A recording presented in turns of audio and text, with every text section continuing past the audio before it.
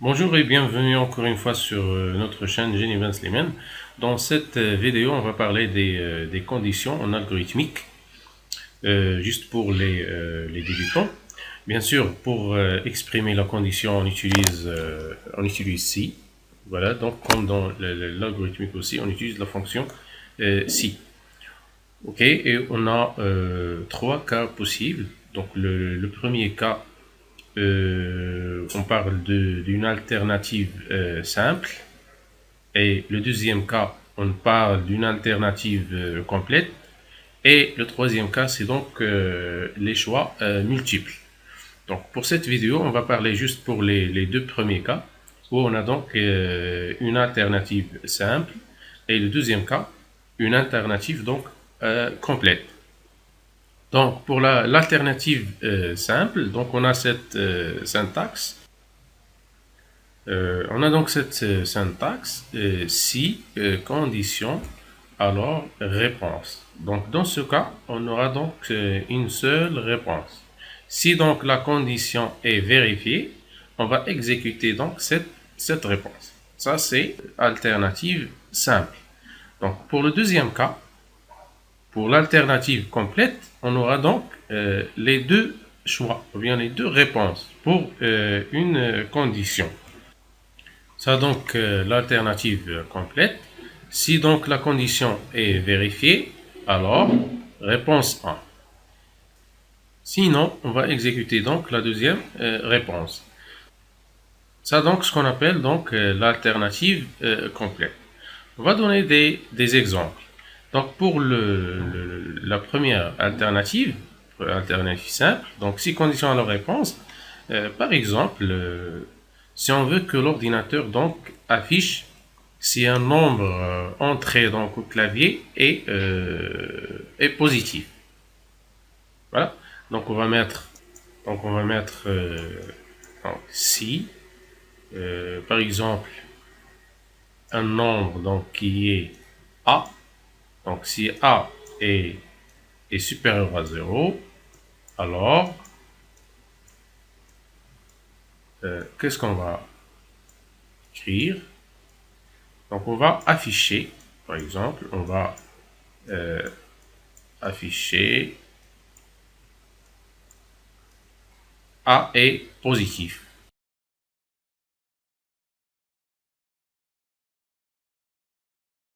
Comme ça. Donc si A est supérieur à 0, alors écrire A est positif. Seulement. Sinon, on ne va rien faire.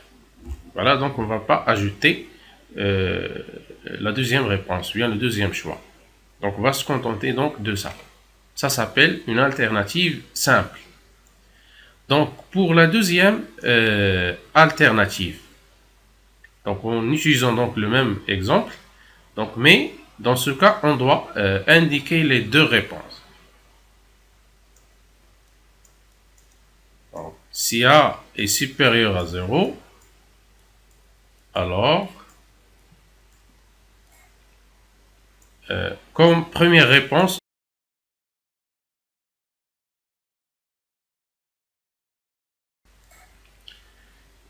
dans ce cas, on va ajouter sinon.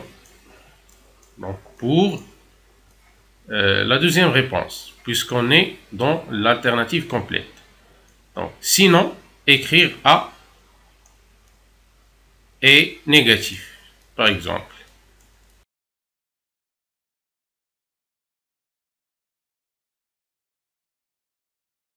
Et voilà. Donc, c'est ça la différence entre une alternative simple et une alternative donc complète. Donc, dans la première, on n'aura pas donc une deuxième réponse, mais dans la deuxième, on aura donc les deux réponses, réponse 1, réponse 2. Et bien sûr, la réponse va être sous forme d'une instruction, donc pour l'algorithmique, comme dans le cas. Première réponse, c'est l'instruction écrire A est positive, et réponse 2, c'est l'instruction écrire A est négative. On passe maintenant à un exercice. Donc pour bien comprendre la condition en algorithmique, voilà, donc on va prendre cet exercice-là, donner les instructions qui permettent d'afficher ces deux nombres ont le même signe ou non. Tout d'abord, donc pour répondre à cette question, bien sûr, on va utiliser la condition, voilà, puisqu'on a deux choix, bien deux réponses. Voilà. On veut tester donc est-ce que deux nombres ont le même signe ou non. Ça veut dire qu'on aura les deux choix. Donc, s'ils ont donc le même signe ou ils ne l'ont pas. Ok. Donc, bien sûr, on va utiliser une alternative complète. Voilà, c'est cette alternative-là. Si condition, alors réponse 1. Sinon, réponse 2. Ok. Voilà. Donc, tout d'abord, il faut lire donc les deux valeurs, voilà, de ces deux nombres. Par exemple, je vais mettre lire A et B. Voilà. Donc, pour faire entrer donc les valeurs de A et B. Et puis, dès qu'on a donc les valeurs de A et B, on va tester. Est-ce que ces deux nombres ont le même signe ou non? Voilà. Mais bien sûr, on sait que pour que deux nombres donc soient de même signe, il faut que leur produit soit donc positif. C'est le produit donc qui va être utilisé dans le test, comme suivant. Donc on va tester sur le produit. Si A fois B est positif, alors on va mettre maintenant la première réponse. Bien sûr, si le produit est positif, les deux nombres vont avoir le même signe. Donc on va écrire les deux nombres ont le même signe.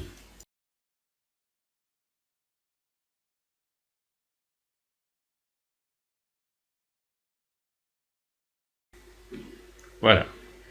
Ensuite, puisqu'on doit afficher sinon aussi, voilà, s'ils n'ont pas donc le même signe, on va ajouter sinon. Donc c'est une alternative complète. Sinon, écrire A et B n'ont pas le même signe.